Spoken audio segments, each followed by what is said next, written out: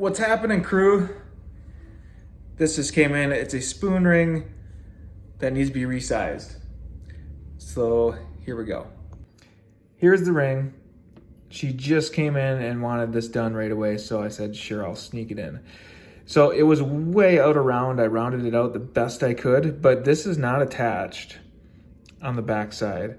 So this size is pretty close to what she needs.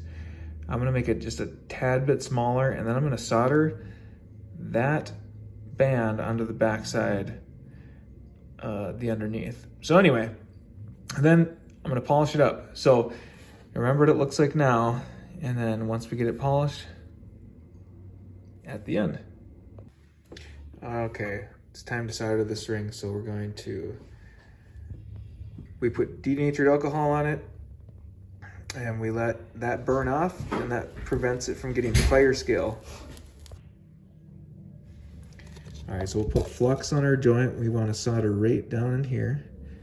So just drop a little bit in, and then that'll help our solder to flow and clean the joint. And this is, I believe it's a silver ring. And so we're going to have to use a lot of heat for this one. So get it warmed up a little bit, grab my piece of solder on my soldering pick, and we'll put it down in there. And then we will draw the solder down into the joint.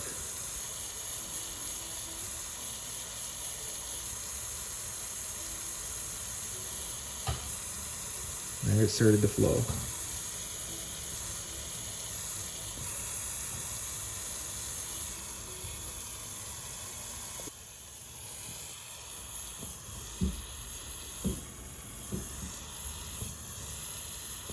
And there we go. All right, I just got done soldering this. And I may have made a mistake. They said it was sterling silver. I don't think so. It's plated on the inside. It feels like it's rough. I didn't know that until starting to solder it. And it still worked. The solder flowed. It's going to polish up just fine, I believe. But yeah. Typically, you do not want to do that. I would have said no to the project if I had known, but they said it was a silver ring, and so I went for it. Lesson learned, right? I learn something new every day. So what I'm gonna do, my solder didn't want to flow very well either. It did flow where I needed to. It adhered this band to the top, but a bunch of it puddled up right here. So now I have to grind that out and clean this ring up. So let's see what we can do. First thing we're gonna do is grind off our glob of solder. That's not what you want. Kind of embarrassing, but you know what? I'm human too. So let's take care of this. So we're gonna grind it.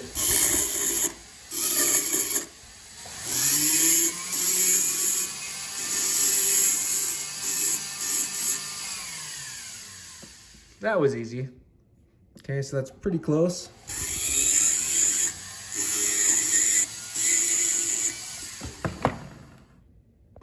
Now, we're gonna take our sanding drum and we're gonna march to the beat of our own drum.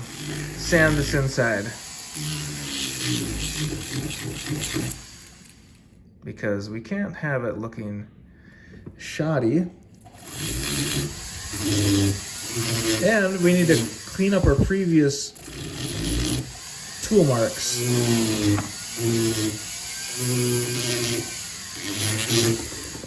Someone once told me, the greatest artists aren't perfect, they just know how to cover their mistakes.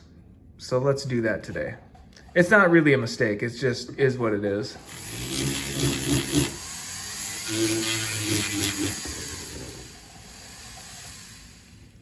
And right here, you see that kind of funky stuff? I'm gonna keep sanding until that comes out. So I used my cutting cylinder burr on the inside to get that glop off of there, glob. And now I went through a larger grit, a medium grit, and now this is my fine grit. And this is the last grit on the inside. So this is the fourth step. to clean this up.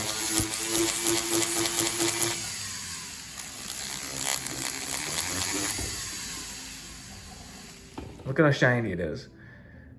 So what once was a terrifying looking ring, just watch what happens when we go to the top of this.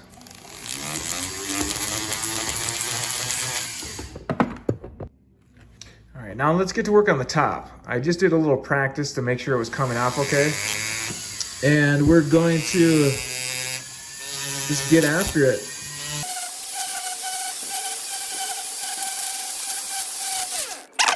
Okay, here's my blue rubber wheel. You see that angle? I want a flat, so I have this handy dressing block, I guess you'd call it. So we're gonna get this squared up. And then look at there, we're almost there. That's better.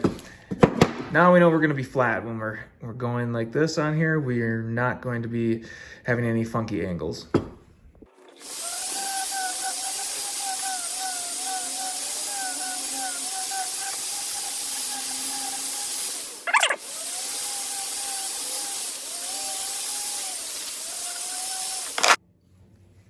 There's a little bit of a sharp edge right here.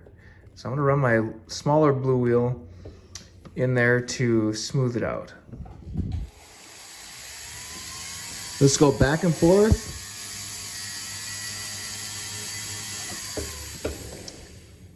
And there we go.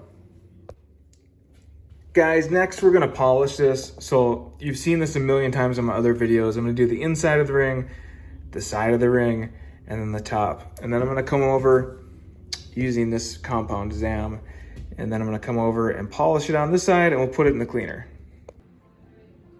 Here it is out of the cleaner after polishing. Quite the transformation, I must say.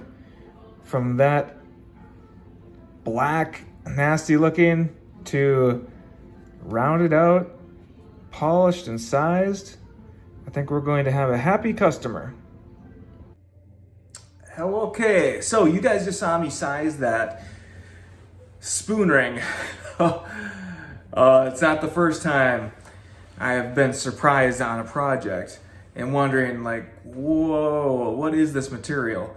So it had some telltale signs, a little bubbling like on the inside. And I didn't look at it under my microscope. It was an inexpensive ring, inexpensive fix. Actually, someone fashioned it for her from an antique spoon or whatever. But most people come in saying, hey, I have this sterling silver spoon ring. And many times it's not. And this one I don't think was. So what I did was I still went ahead and soldered it with silver solder.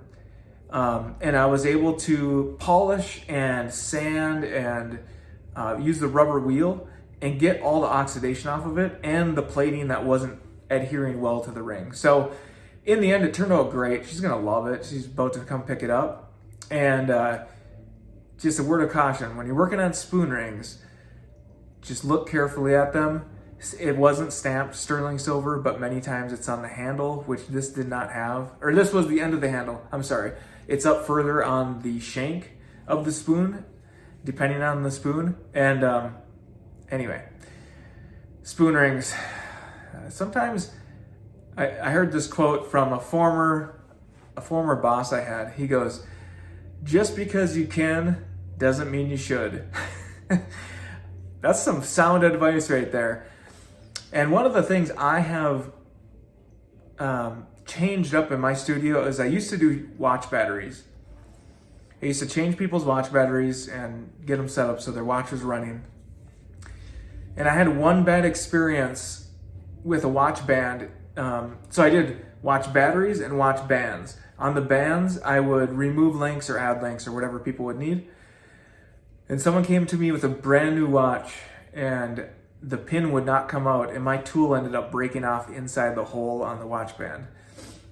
And some of the links got a little dinged up, just minor scratches. I could probably rebrush the band and you won't be able to tell.